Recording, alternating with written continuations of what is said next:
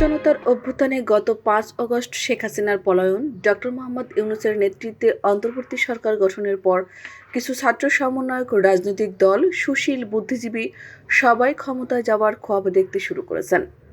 ক্ষমতায় যাওয়ার খোয়াব চূড়ান্ত করতে কেউ আগে সংস্কার, পরে নির্বাচন, কেউ সংখ্যানুপাতিক হারে নির্বাচন, কেউ জাতীয় নির্বাচনের আগে স্থানীয় নির্বাচন দাবি করে দেশের সার্বিক পরিবেশ ঘোলাটে করার চেষ্টা করছেন। সেনাপ্রধানের সতর্ক বার্তায় তাদের খোয়াবনামায় বিঘ্ন ঘটার উপক্রম হয়েছে। অন্তর্বর্তী সরকারের ৬.৫ মাসের মাথায় সেনাপ্রধানের দেয়া বক্তব্য টক অব দ্য কান্ট্রি। প্রধান উপদেষ্টা দেশি বিদেশি গণমাধ্যমে ডিসেম্বরের মধ্যে নির্বাচনের সম্ভাব্য টাইম ফ্রেম জানান দিয়েছেন।